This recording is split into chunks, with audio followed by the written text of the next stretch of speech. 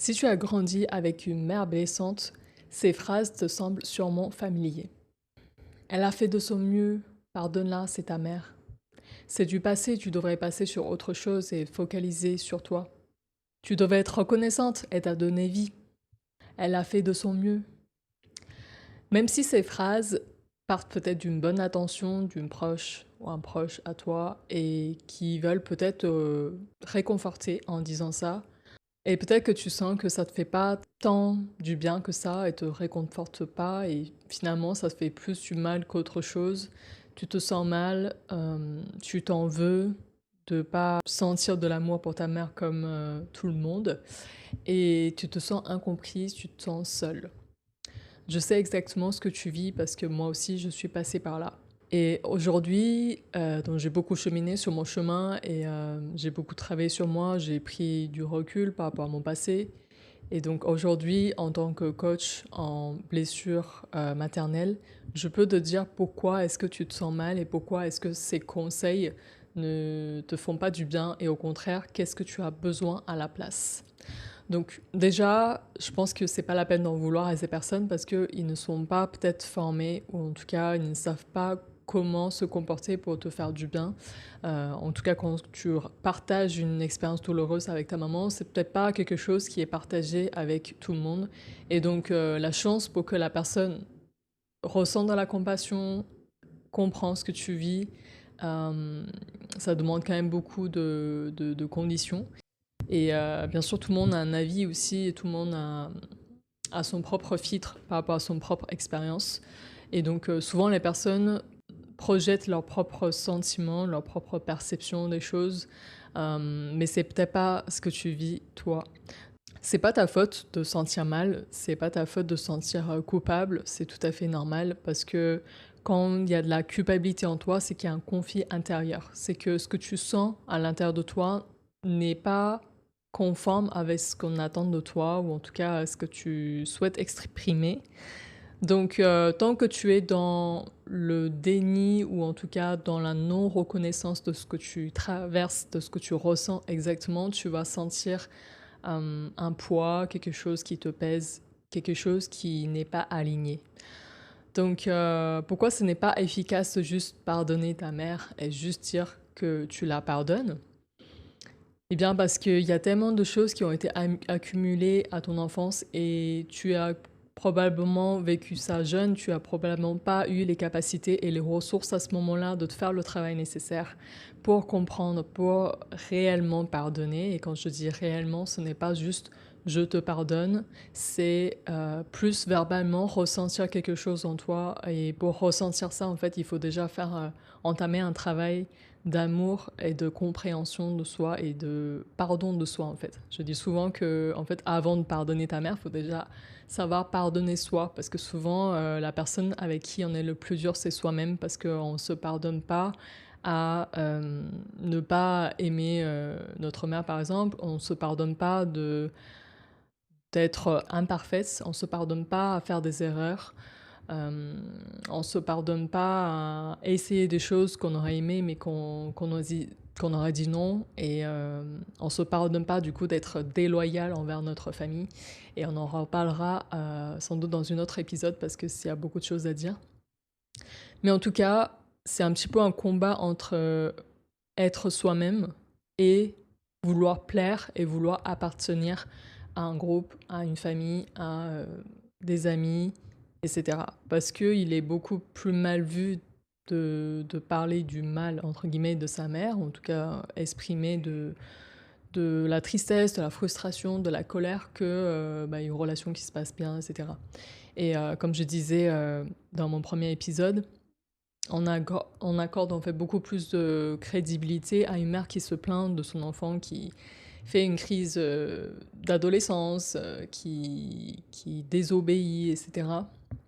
Rebelle, plutôt que en fait une enfant qui dénonce sa mère, même si cet enfant est devenu adulte. Il y a une question en fait d'autorité, il y a une question de lien qui est un peu en fait, on reste enfant quelque part, même si on devient adulte. Et c'est beaucoup plus dur à questionner suivant les cultures aussi. Et par exemple, dans la culture asiatique, c'est très irrespectueux et très mal vu de questionner en fait les personnes de génération d'avant. Donc il y a du respect dans ça, il y a de la culture, mais du coup, ça n'encourage pas non plus à questionner les manières de faire qui perdurent peut-être des générations. Et je pense que c'est sain en fait de pouvoir se détacher de ça et bien sûr, tout en respectant la culture, de savoir en fait prendre un pas en arrière et de poser des bonnes questions. Est-ce que ce que j'ai vécu c'est sain? Est-ce que j'ai envie de transmettre moi à mes enfants ou en tout cas aux personnes que je tiens autour de moi? Ou bien est-ce que j'ai envie d'amener du changement, j'ai envie de faire autrement, j'ai envie de questionner ce qu'on m'a transmis comme croyance? Donc ça c'est vraiment tout un travail qui est intéressant à faire. En tout cas ça te permettra de vraiment te libérer au lieu de suivre ces conseils euh, tant bien que mal, parce que pour avoir passé par là, je sais que c'est pas juste en disant que ok je la pardonne, je passe à autre chose, j'y pense plus, c'est du passé, qu'on va réellement agir de cette façon. Comme je disais, tant que les blessures ne sont pas considérées, reconnues, en fait, la petite fille en nous, et je vais faire une autre épisode par rapport à ça, notre petite fille en nous, c'est un peu une version de nous qui ont vécu ces traumas, ces blessures jeunes et qui ont gardé en fait cette trace, cette mémoire. Et en fait, tant qu'on ne la traite pas, en fait, elle va juste rejouer les mêmes scènes dans d'autres situations en tant qu'adulte. Et donc souvent dans les relations intimes, on rejoue en fait les mêmes styles d'attachement avec les personnes on a grandi parce que c'est comme ça qu'on a appris en fait à créer du lien, à créer de l'attachement avec l'autre personne. Et donc l'avantage aussi de travailler sur cette blessure, c'est que ça va te libérer non seulement la relation avec soi-même, et je pense que c'est la relation la plus importante. Donc ça va aider à avoir une meilleure estime de soi, en tout cas une image de soi plus juste, pas seulement à travers des filtres de ses parents, de sa mère, mais avoir son propre filtre. Donc avoir un regard beaucoup plus juste, beaucoup plus compassionnel, beaucoup plus avoir beaucoup plus d'amour dans son regard vis-à-vis de soi. Ça a un impact énorme sur l'image de soi et l'estime de soi qu'on porte sur soi.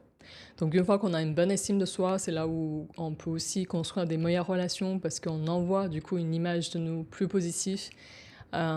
Et ça encourage, en fait, ça attire les personnes qui sont dans le même dynamique. Versus si on a une estime de soi super faible, on attire potentiellement des personnes qui veulent profiter de ça, qui peut nous manipuler plus facilement, qui peut nous faire croire que on n'est pas assez, qu'on doit faire des efforts en plus ou qu'on ne devrait pas faire certaines choses et donc nous réduire en fait à une version de nous qui n'est pas nous parce qu'on aurait peut-être peur même par rapport à la perte de l'autre personne parce qu'on a tellement peu d'estime de soi que on va tout faire pour garder le lien, on va tout faire pour rentrer dans les schémas de people pleasing, donc tout faire pour plaire l'autre, tout faire pour garder l'autre. Et ce qui se passe la plupart du temps, c'est qu'on ne sait plus qui on est, on se perd complètement dans une relation et on crée une dépendance vis-à-vis de cette relation qui n'est pas sain pour nous parce qu'on est incapable en fait de ressentir entière, on est incapable de se sentir aimé sans la présence d'un tiers.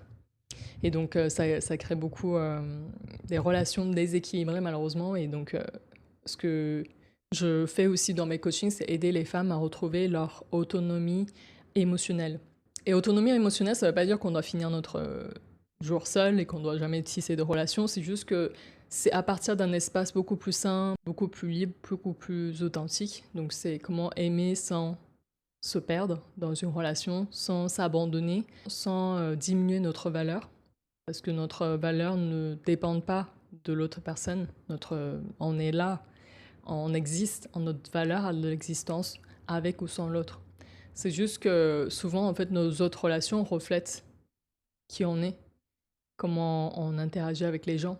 Donc voilà, si jamais tu entends ce genre de conseils, sache que ce n'est pas de ta faute si tu ressens plus de frustration, si tu te sens incomprise, si tu sens plus de culpabilité. En fait, dis-toi que c'est pas des bons conseils pour toi, même si ça peut partir d'une bonne intention.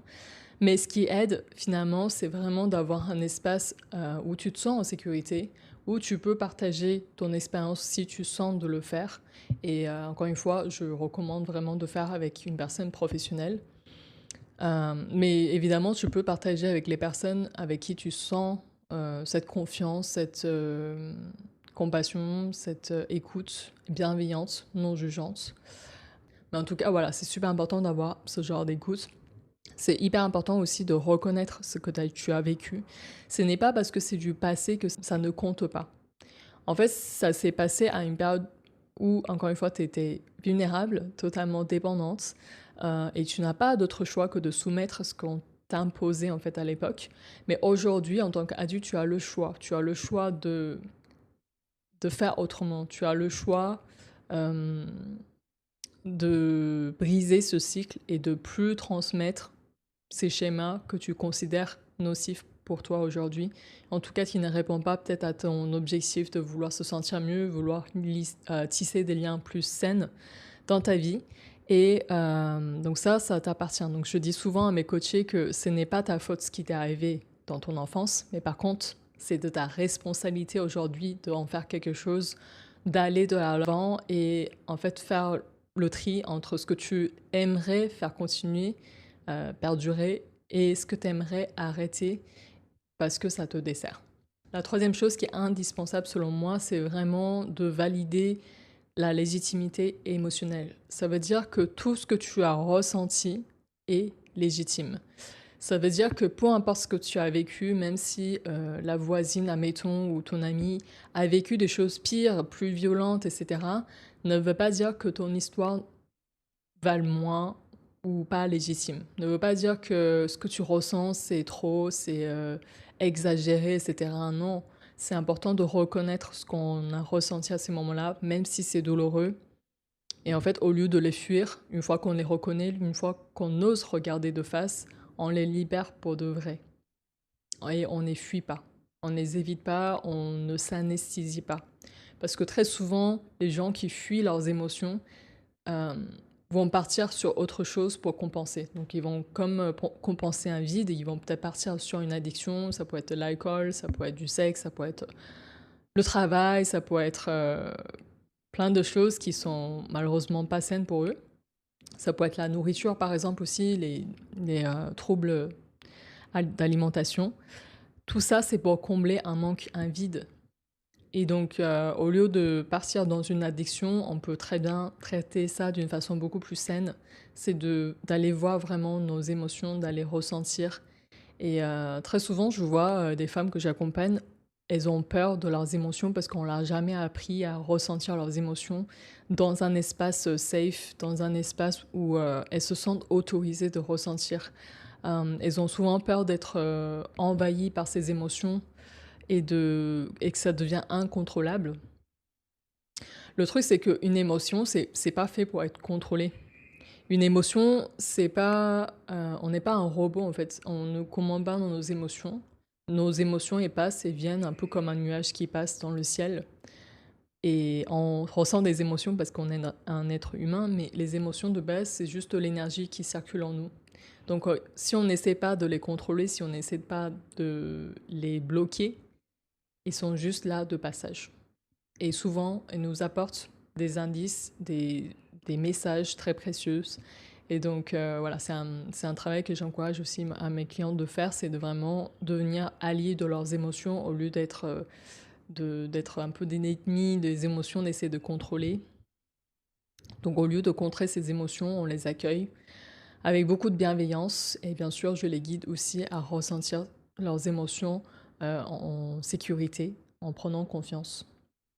Et le dernier pilier qui est très important, c'est vraiment reconstruire une image de soi qui est plus authentique, plus vraie. Donc, comme je disais, quand on a grandi en fait avec beaucoup de critiques, d'humiliation, on a tendance à avoir ces filtres malveillants envers nous-mêmes. Parce qu'on a grandi avec une sensation vraiment qu'on n'est pas assez, qu'on ne mérite pas, qu'on n'est pas digne d'amour. Et bien sûr, tout ça, c'est faux, mais c'est très difficile, en fait, d'enlever ça de notre tête tant qu'on n'a jamais prêté attention, tant qu'on n'a jamais pris conscience qu'en fait, les empreintes à notre plus jeune âge, elles peuvent avoir vraiment des impacts très longue durée. même quand on devient adulte, si on ne prend pas le temps d'aller voir ces choses-là.